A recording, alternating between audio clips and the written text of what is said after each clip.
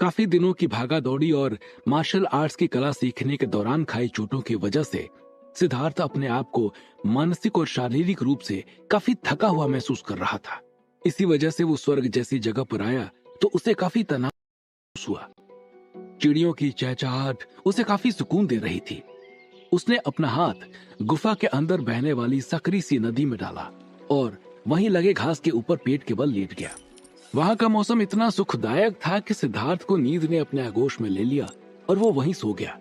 Rocky और गुल्लू दोनों वहीं पर खेलने लगे और गुल्लू उछल उछल कर फलों को तोड़ने लगा। अचानक से सिद्धार्थ के कानों में गुल्लू की चीखती हुई आवाज सुनाई दी। उसे ऐसा लग रहा था कि जैसे उसे कोई खींच के ले जा रहा हो।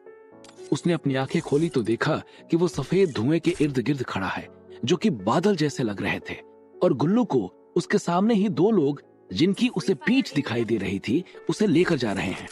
उन्होंने अपने शरीर पर वस्त्र के नाम पर केवल धोती लपेटी हुई है और उनके कंधे से कमर तक एक पीले रंग का गमछा लटका हुआ है। उन्होंने गुल्लू के दोनों हाथों को एक एक करके पकड़ा हुआ और गुल्लू उनसे बचने के लिए खुद को खींच रहा है और मुड़ मुड़ कर उसकी ओर देखते हुए चिल्ला रहा है, सिद्धार्थ मुझे बचाओ, सिद्धार्थ मुझे बचाओ। वो गुल्लू की ओर आगे बढ़ना तो चाह रहा था, लेकिन उसके पैर उठ नहीं रहे थे। ऐसा लग रहा था कि जैसे किसी ने उसके पैरों को किसी भारी चीज से बांध दिया हो। उसने वहीं से खड़े खड़े गुल्लू को ले जा रहे लोगों को आवाज देते हुए कहा, कहाँ ले जा रहे हो आप लोग गुल्लू को? लेकिन उन लोगों ने कोई जवाब नहीं दिया और आगे बढ़ते चले गए। वो गुल्लू को लेकर आगे तो चल रहे थे, लेकिन वो सिद्धार्थ से दूर नहीं जा रहे थे। ऐसा लग रहा था कि वो लोग जितना आगे बढ़ रहे हैं, सिद्धार्थ बिना चले ही उतना खिसक रहा है। जब उन लोगों ने कोई जवाब नहीं दिया तो सिद्धार्थ ने फिर से वही सवाल पूछा, कहाँ ले जा रहे हो गुल्लू को? लेकिन उन लोगों ने जवाब देना तो दूर, उसकी तरफ पलट कर भी नहीं देखा। गुल्लू अपनी गोल गोल आशा भरी नजरों से पलट पलट कर देख रहा था, जिसे देखकर सिद्धार्थ का दिल अंदर अंदर ही रोए जा रहा था, लेकिन वो कुछ भी कर सकने की स्थिति में नहीं था।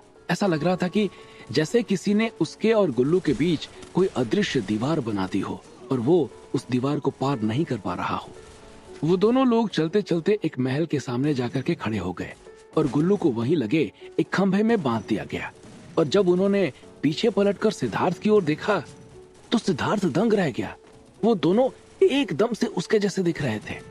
सिद्धार्थ ने उनसे दया याचना भरी आवाज में कहा, अगर आपको कोई काम है तो मुझे बांधिए, उस बेजुबान का क्या दोष? लेकिन वो दोनों वहीं चुपचाप खड़े रहे और सिद्धार्थ को कोई जवाब नहीं दिया। सिद्धार्थ अपनी जगह पर खड़ा मछली की तरह फड़फड़ा रहा था। तभी उसके कानों में एक आवाज सुनाई दी। वो आवाज सामने के महल से आई थी, दोष किसी का भी हो, दंड का भागीदार वो होता है जिसके कर्म में होता है सिद्धार्थ।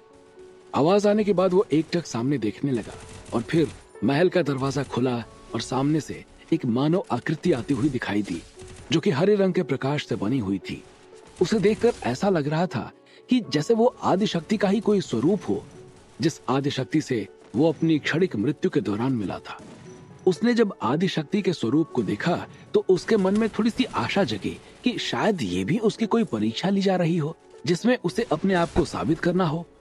उस हरे रंग के प्रकाश से बनी हुई मानव आकृति चलती हुई गुल्लू के पास आकर खड़ी हो गई और उसके गालों पर हाथ फेरते हुए सिद्धार्थ की ओर देखते हुए बोली, कितना प्रेम करते हो गुल्लू से? अपनी जान से ज्यादा।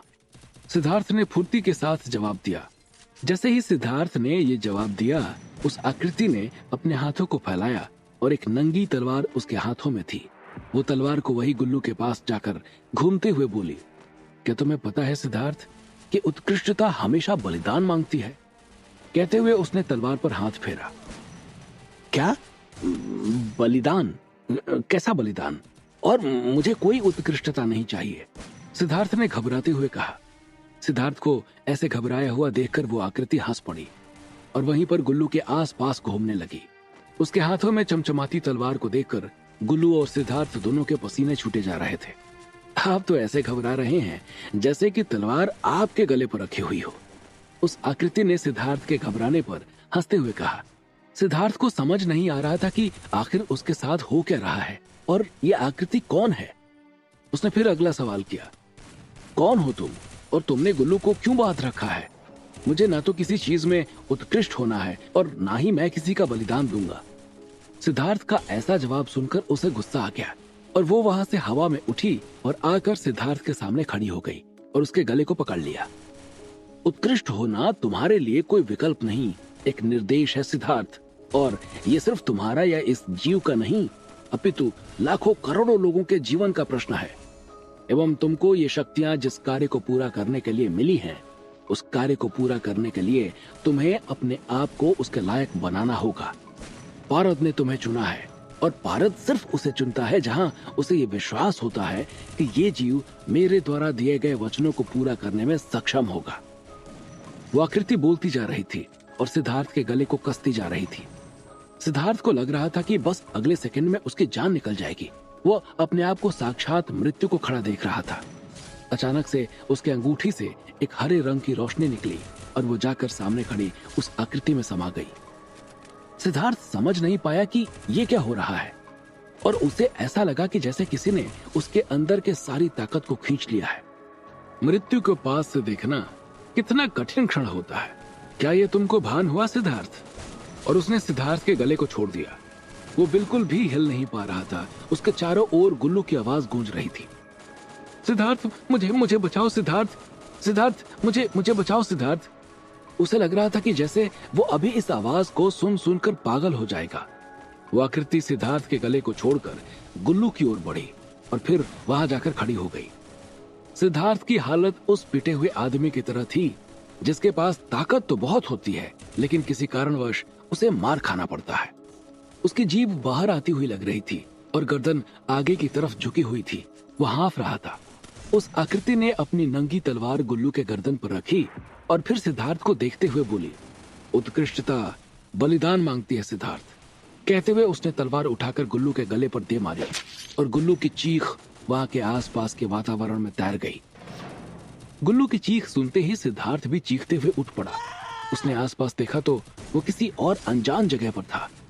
उसने अपने चारों तरफ देखा तो देखा गुल्लू एक पेड़ के नीचे पेट के बल पड़ा हुआ है और उसकी गर्दन से खून निकल रहा है। वो दौड़कर गुल्लू की ओर गया और उसने उसे उठाया तो देखा उसके गर्दन के पास किसी चीज के घुसने से घाव हो गया है और वहीं से खून की एक धारा बह रही है। गुल्लू की आंखें बंद थी। पहले वो सपना, फिर गुल्लू के गले से खून। वो किसी अनहोनी की आशंका से घबरा गया। उसने आसपास देखा तो देखा रॉकी आराम से दूर बैठा उसकी ओर देखते हुए हंस रहा है। उसने पहले रॉकी की ओर देखा, फिर गुल्लू की ओर देखा, फिर रॉकी की ओर देखा और फिर गुल्लू की ओर देखा। हंसते हंसते अचानक से रॉकी की आंखों से खून निकलना शुरू हो गया और फिर उसका चेहरा धीरे धीरे गायब होना शुरू हो गया। उधर जब उसका चेहरा गायब होना शुरू हुआ तो इधर गुल्लू का भी चेहरा धूल बनकर उड़ने लग गया।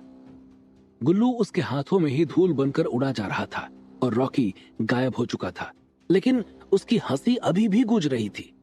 ये सब देखकर सिद्धार्थ जोर से चिल्लाया और चारों तरफ अंधेरा हो गया और वो वहीं बेहोश होकर गिर गया। फिर जब उसने आंखें खोली तो देखा कि वो पेट के बल उसी नदी में हाथ डाले हुए पड़ा हुआ जिस नदी में वो पहले हाथ डाले हुए पड़ा था और जोर जोर से चिल्ला रहा था। गुल्लू और रॉकी उसके जोर से चिल्लाने की वजह से दौड़कर उसके पास आ गए और रॉकी ने सिद्धार्थ से घबराई हुई आवाज में पूछा, क्या हुआ सिद्धार्थ?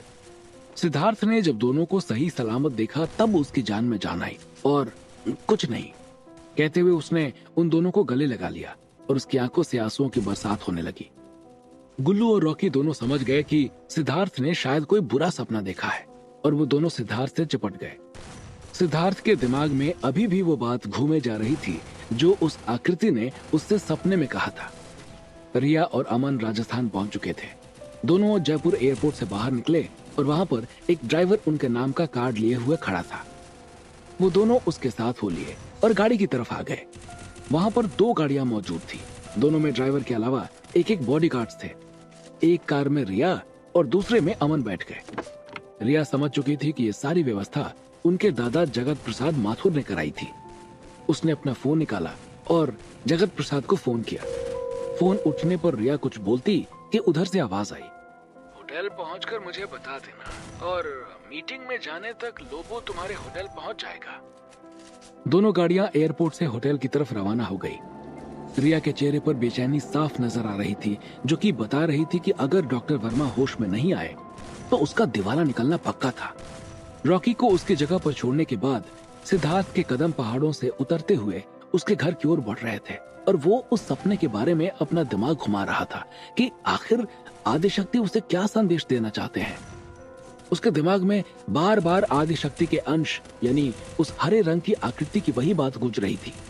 उत्कृष्टता बलिदान मांगती है सिद्धार्थ। और उसका चेहरा एक गंभीरता से भरा जा रहा था। आखिर क्यों जगत प्रसाद माथुर करा रहे हैं रिया की जासूसी, और क्या है सिद्धार्थ को आए हुए सपने का राज? क्या होंगे इन सभी सवालों के जवाब? हमें कमेंट करके जरूर बताएं और आगे की कहानी जानने के लिए सुनते रहिए भूमिपुत्र, सिर्फ पॉकेट एफएम पर।